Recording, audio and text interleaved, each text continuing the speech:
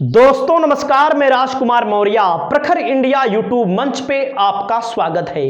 आज की इस वीडियो में हम बात करेंगे लोकसभा चुनाव 2024 तीसरे चरण में इंडिया गठबंधन को कितनी लोकसभा सीटें मिल रही हैं, एनडीए गठबंधन को कितनी लोकसभा सीटें मिल रही हैं, इस वीडियो में आप अच्छे से जानेंगे।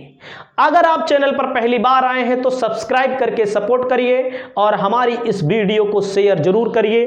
कमेंट करके आप अपनी राय जरूर बताइए। और मैं आपको बता दूं, ये जो पोल हमारा लिया गया है ये देश नीति से लिया गया है। आपके सामने देश नीति का थंबनेल दिख रहा है। मैं अब चलता हूं आगे।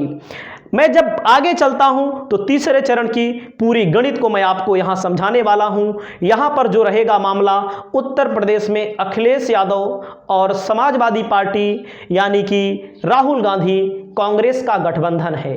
उत्तर प्रदेश में कहीं ना कहीं मैं अच्छी पकड़ रखता हूं और उत्तर प्रदेश की जो भी आंकड़े मैं बता रहा हूं उसको आप विश्वसनीय जरूर मानिए और उसकी गारंटी मैं लेता हूं। और मैं बताना चाहता हूं, सबसे पहले उत्तर प्रदेश का मामला आ चुका है आपके सामने।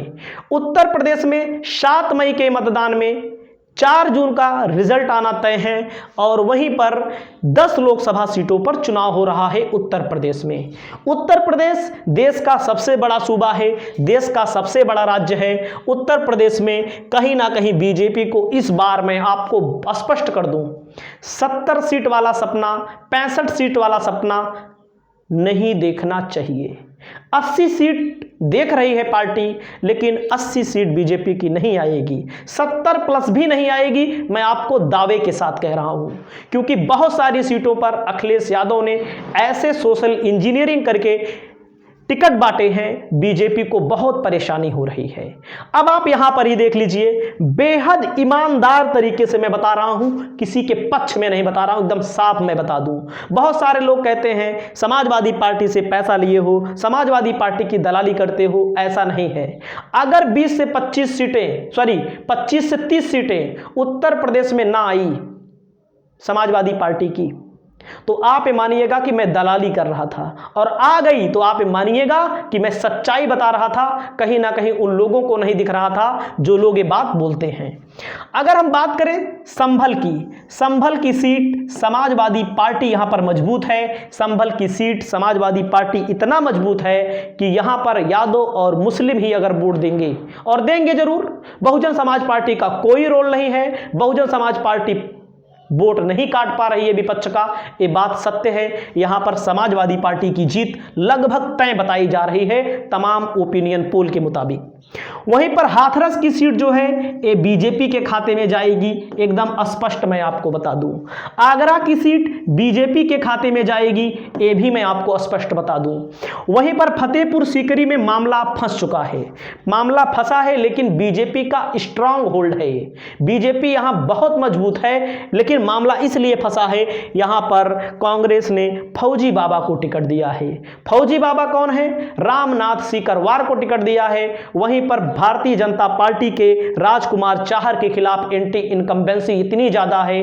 मोदी के खिलाफ इतनी ज्यादा एंटी इनकम्बेंसी नहीं है। मोदी के खिलाफ तो बेरोजगार लोग एंटी इनकम्बेंसी खड़ी किए हुए हैं, बिल्कुल होनी चाहिए, लेकिन महंगाई के खिलाफ एंटी इनकम्बेंसी है। कैंडिडेट के नाम पे बहुत बड़ा झटका यहां पर बीजेपी को लग सकता है। मैं इस सीट को भी बीजेपी की मान लेता हूं। इस सीट को, इन 3 सीटों पर बीजेपी की जीत तय मानिए। इस सीट पर झटका लग सकता है, जिसकी संभावना कम है, लेकिन देखेंगे। फिरोजाबाद की सीट समाजवादी पार्टी के खाते में जाएगी, क्योंकि फिरोजाबाद रामगोपाल यादव के बेटे लड़ रहे हैं, अक्षय यादव। समाजवादी पार्टी यहां पर 2014 में जीती थी, जब बीजेपी यहां पर कहीं ना कहीं लड़ी थी और भारी अंतर से चुनाव हारी थी। बीजेपी की लहर थी। इस सीट पर बीजेपी 2014 में इसलिए जीत गई थी क्योंकि सपा ने भी मुसलमान कैंडिडेट, बसपा ने भी मुसलमान कैंडिडेट, कांग्रेस ने भी ऐसे कुछ कैंडिडेट को उतारा था, और उस समय कहीं ना कहीं बसपा बहुत ताकतवर थी। इन 2 सीटों पर समाजवादी पार्टी बहुत आगे है, आप जान लीजिए। मैनपुरी की सीट डिंपल यादव लड़ रही हैं, एकदम साफ बात है, आप खुद समझ रहे हैं, यहां अंतर की लड़ाई है। बाकी ये मान लीजिए मैनपुरी की सीट डिंपल यादव बड़े मार्जिन से जीत रही हैं। अगर हम बात करते हैं एटा की लोकसभा सीट, एटा की लोकसभा सीट पर समाजवादी पार्टी ने देवेश शाक्या को टिकट दिया है। देवेश शाक्य बहुत ही मजबूत कैंडिडेट हैं और मैं आपको बता दूं शाक्य, सैनी, मौर्य, कुशवाहा एक ही हैं। मैं ये अपनी वीडियो में कई बार बता चुका हूं। और मैं बता दूं बदायूं की लोकसभा की जो सीट है, बदायूं की लोकसभा सीट पर यहां पर देखो, यहां पर पहले समझ लो, बदायूं में शाक्य, यादव, मुसलमान, यही 3 वोट दे दे, चुनाव निकल जाएगा एकदम आराम से। बदायूं की लोकसभा सीट जो है, धर्मेंद्र यादव पहले यहां पर कैंडिडेट थे, 2014 में जीते थे, 2019 में हारे थे। अब की बार आदित्य यादव लड़ रहे हैं, शिवपाल यादव के बेटे, ये भी समाजवादी पार्टी के खाते में।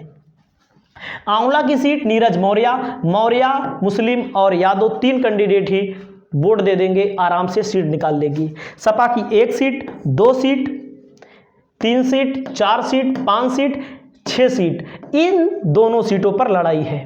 बरेली की सीट निकल भी सकती है, नहीं निकल सकती है, यानी कि विपक्ष के खाते में कम से कम 6 सीट आ रही है। आप इसको इग्नोर नहीं कर सकते। बहरहाल मैं आपको ले चलता हूं आगे।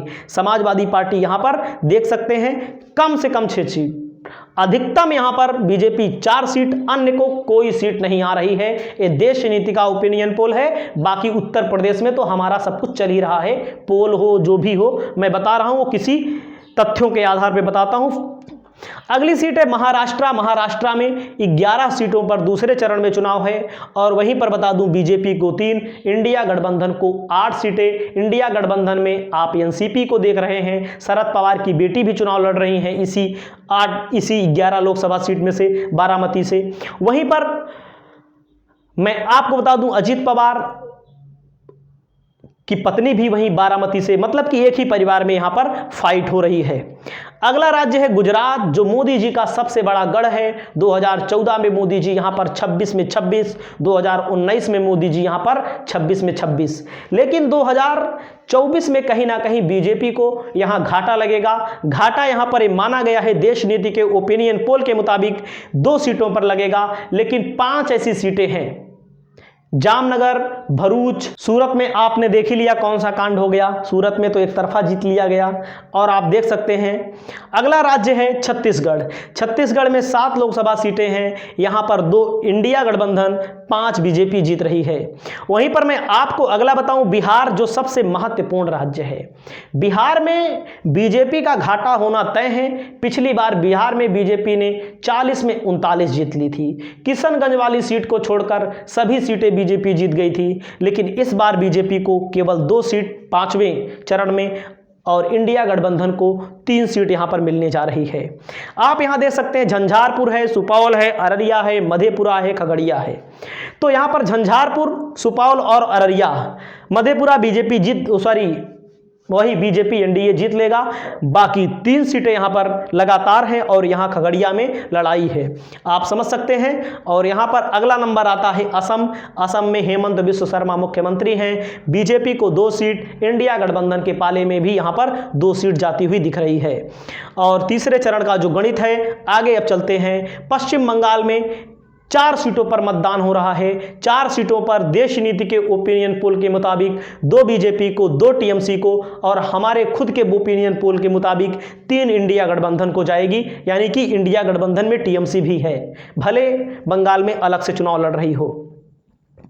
अगला है मध्य प्रदेश में। मध्य प्रदेश में बड़े बड़े चेहरे दिग्विजय सिंह, ज्योतिरादित्य सिंधिया जैसे लोग चुनाव लड़ रहे हैं। और भले 2019 में बीजेपी 29 सीटों में 28 जीती थी, इस बार जीतना नामुमकिन सा लग रहा है। यहां पर 8 सीटों पर चुनाव हो रहा है, 5 से 6 पर बीजेपी, 2 से 3 पर इंडिया गठबंधन चुनाव जीत रहा है।